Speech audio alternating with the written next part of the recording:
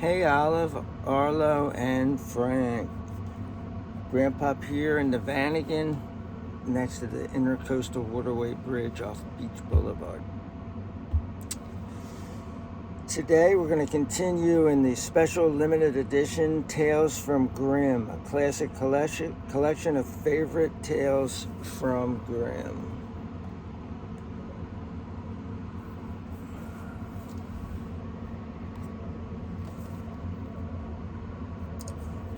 And the one we are going to be doing today is called The Elves and the Shoemaker.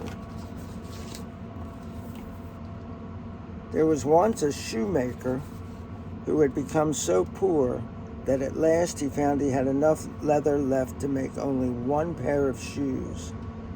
So he cut out the leather for the shoes he would make the next day, and after saying his prayers, he went to bed. In the morning, he went down to his shop to begin to work, and there on the work table, where the night before he had left the cut leather, was the most beautiful pair of shoes. Every stitch was perfect. He had never seen such fine work. He thought they were far more beautiful than any shoes that he could ever make. So something magical is going on here in the shoemaker's shop.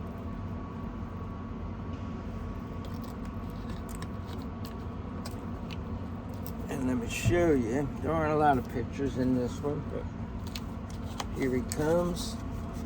And there's the shoes there, real spiffy looking shoes.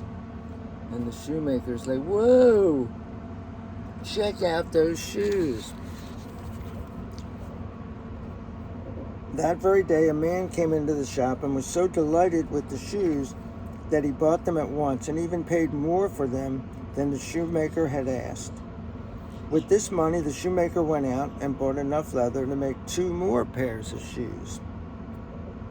That evening, the shoemaker again carefully cut the leather and laid it out ready for the next day. Then he said his prayers and he went to bed. When the shoemaker came down the next morning, he again found that his work was already done. There on his work table, where he had left only the cut leather the night before, were 2 new pairs of shoes, both as beautiful as the first pair. The shoemaker had no trouble selling those shoes, and once again he was paid more money than he asked. With the money, he bought leather for 4 pairs of shoes. The same wonderful thing happened the next day, and the next.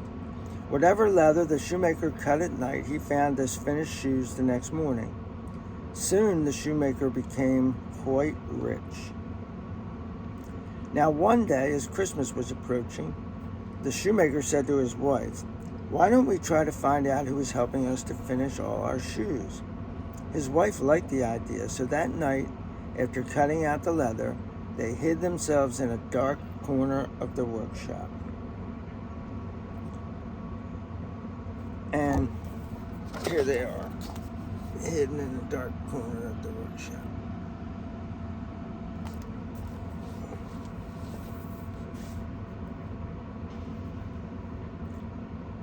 When midnight came, 2 naked little elves came in, sat down at the work table, and at once set to work on the shoes. The shoemaker could hardly believe his eyes. With their little hands, they hammered and stitched and sewed and did the most wonderful work. In no time at all, they were finished. Then they quickly and quietly hurried away. Glad they didn't show us the naked elves. The next morning, the shoemaker's wife said, "These little elves have changed our fortune. They must be very cold without any clothes. I will make them little shirts and little vests and coats and pants and little hats.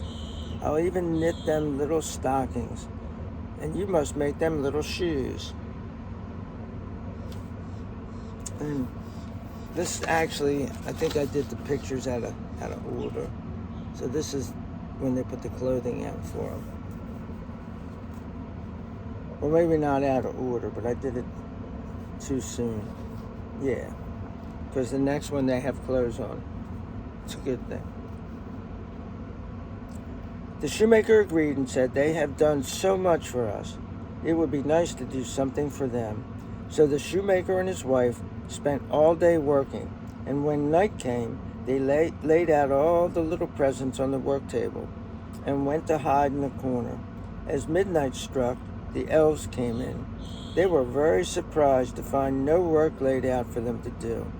But when they saw all the little clothes laid out instead, how they danced and laughed. There were never such happy little elves. They put on their beautiful new clothes and began to sing. "Now we're such a pretty sight.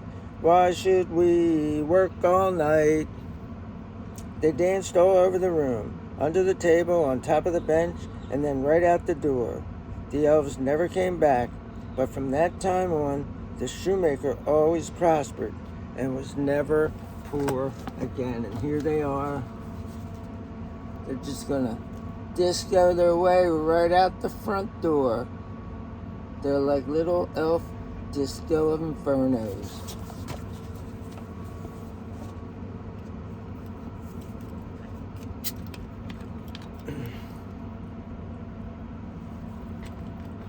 Peace out. Check you later.